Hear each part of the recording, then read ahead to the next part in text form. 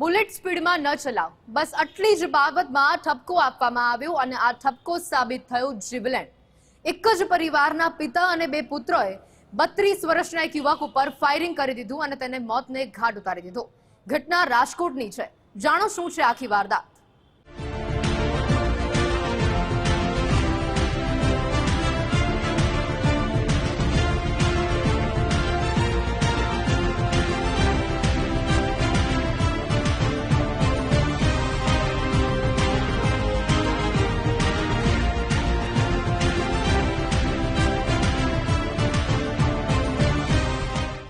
રાજકોટના નાના મહુવા ગામતળની શેરી નંબર 4 ની બહાર ગુંડારાજના ડરામણા દ્રશ્યો સામે આવ્યા। સામાન્ય વિવાદમાં જીવ લેવાના ઈરાદે પહોંચેલા કેટલાક ઇસમોએ પહેલા હવામાં ફાયરિંગ કરીને પછી આસપાસમાં ભયનો માહોલ સર્જ્યો। પછી ઘરની બહાર નીકળેલા 32 વર્ષીય કૃષ્ણસિંહ જાડેજાની પેટ અને માથામાં ગોળી મારી હત્યા નિપજાવી દીધી। આ ડરામણા ગેંગવોરના દ્રશ્યો પાછળ એક સામાન્ય ઠપકો જવાબદાર હતો। બુલેટ ઝડપથી ચલાવવા મુદ્દે બે પક્ષો વચ્ચે બોલાચાલી થઈ અને આ સમયે મૃતક કૃષ્ણસિંહ અને એક સગીર જોરથી બૂમો પાડીને બાખડવા લાગ્યા। ઉશ્કેરાટ વધતા બે પક્ષો વચ્ચે ઉગ્ર બોલાચાલી બાદ મારામારી થઈ। સગીરે ફોન કરીને પોતાના મોટા ભાઈ અને પિતાને બોલાવી લીધા। મામલો શાંત પાડવાના બદલે રોફ બતાવવા હથિયાર સાથે લઈને તેઓ પહોંચ્યા। રણજીતસિંહ વાળાએ આરોપીના ઘરની બહાર પહોંચીને હવામાં આડેધડ ફાયરિંગ શરૂ કરી નાખ્યું। બેફામ અપશબ્દો બોલતા રણજીતસિંહને રોકવા ઘરની બહાર આવેલા કૃષ્ણસિંહ જાડેજા કશું સમજે તે પહેલા તો આરોપીએ પિતા પુત્રોને ઘેરીને માર માર્યો। રણજીતસિંહ મૃતકને પેટ અને માથાના ભાગે બે ગોળીઓ ધરબી દીધી અને આ સમયે કૃષ્ણસિંહને બચાવવા વચ્ચે પડેલા 72 વર્ષના પિતરાઈ દાદા રહેન્દ્રસિંહ જાડેજાને હથિયારની બટ લમણાના ભાગે મારીને લોહી લુહાણ કરી દીધા। તો બીજી તરફ ગોળી વાગતા સ્થળ પર ઢળી પડેલા કૃષ્ણસિંહને અન્ય સ્વજનોએ એકઠા થઈને સારવાર માટે હોસ્પિટલ ખસેડ્યા, જ્યાં ફરજ પરના તબીબોએ કૃષ્ણસિંહને મૃત જાહેર કર્યા। પોલીસ પરિવારના સભ્યો પર હિચકારા હુમલા બાદ મોતનો બનાવ સામે આવતા વરિષ્ઠ પોલીસ અધિકારીઓ તાત્કાલિક સ્થળ પર દોડી ગયા।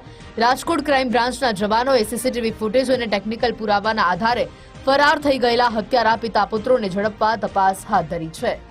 વિગત જોઈએ તો આ ગુનાના આરોપીઓ પોતે પોતાના બુલેટમાં પૂરપાટ ઝડપે અને ઘોંઘાટ થાય તેવી રીતે જતા હતા, જે બાબતે તેમને મરણ જનાર કૃષ્ણસિંહ જાડેજા તથા એક સાહેબ રહેન્દ્રસિંહ જાડેજા સાથે એક સામાન્ય જેવી બોલાચાલી થઈ હતી। આ સામાન્ય બોલાચાલીનો ખાર રાખી અને આરોપી રાજવીર વાળા અને તેના ભાઈ એ મારામારી શરૂ કરી દીધી હતી અને આ દરમિયાન આ આરોપી રાજવીર વાળાના પિતા રણજીત નાજભાઈ વાળાએ પોતાની પાસે રહેલ ગેરકાયદેસર પિસ્ટલમાંથી ફાયરિંગ શરૂ કરી દીધું હતું અને આ ફાયરિંગમાં કૃષ્ણસિંહ જાડેજાને પેટના ભાગે અને માથાના ભાગે ગોળી વાગતા તેમનું મૃત્યુ નીપજ્યું હતું અને બીજા સાહેબ રહેન્દ્રસિંહ જાડેજાને માથાના ભાગે પિસ્ટલના કુંદાથી ગંભીર ઈજાઓ પહોંચાડી અને આ આરોપીઓ ત્યાંથી નાસી ગયા હતા। મૃતક કૃષ્ણસિંહ જાડેજા કૌટુંબિક ભાઈની ફરિયાદના આધારે રાજકોટ તાલુકા પોલીસ સ્ટેશનમાં પિતા અને બે પુત્ર વિરુદ્ધ હત્યાનો ગુનો દાખલ કરાયો છે।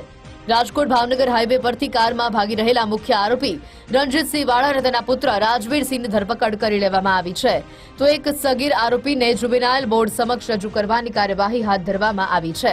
હત્યારા રણજીતસિંહ વાળાએ ગેરકાયદે હથિયાર કેવી રીતે મેળવ્યું તેની પણ પૂછપરછ કરવામાં આવશે।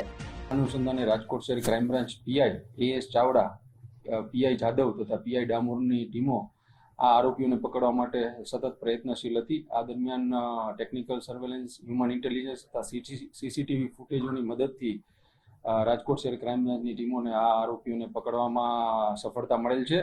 આ આરોપીઓના નામ છે રણજીતભાઈ નાજભાઈ વાળા, કે જે મુખ્ય આરોપી છે, અને એમનો પુત્ર રાજવીર રણજીતભાઈ વાળા તથા એક કાયદાના સંઘર્ષમાં આવેલ બાળ કિશોર પણ આમાં સામેલ છે। આ તમામ આરોપીઓને રાજકોટ ભાવનગર હાઈવે પર સરદાર નજીકથી પકડી પાડવામાં આવેલ હતા અને આમાં મુખ્ય આરોપી રણજીત વાળા ગુનાહિત માનસિકતા ધરાવે છે, તેના વિરુદ્ધ રાજકોટ શહેર તેમજ બાબરા પોલીસ સ્ટેશનમાં પ્રોહિબિશનના ગુનાઓ દાખલ છે। રાજકોટ પોલીસની પ્રાથમિક તપાસમાં મુખ્ય આરોપી રણજીતસિંહ વાળાનો ગુનાહિત ઇતિહાસ હોવાનું સામે આવ્યું છે। આરોપીઓ રાજકોટથી વતન અમરેલી જતા સમયે રસ્તામાં ઝડપાઈ ગયા। કૃષ્ણસિંહ જાડેજાના નિધન બાદ માતા પિતા, પત્ની અને બે બાળકો વિલાપ કરતા થઈ ગયા છે। મૃતક કૃષ્ણસિંહ સુરેન્દ્રનગરના ધાંગધ્રા ખાતે હોટલના વ્યવસાય સાથે સંકળાયેલા હતા। સામાન્ય બોલાચાલીમાં શરૂ થયેલો વિવાદ જીવલેણ હત્યાકાંડમાં ફેરવાતા કાયદો અને વ્યવસ્થાને લઈને અનેક સવાલો ઉઠી રહ્યા છે। ગૌતમ ભેડા સાથે ગુજરાત ફર્સ્ટ, રાજકોટ.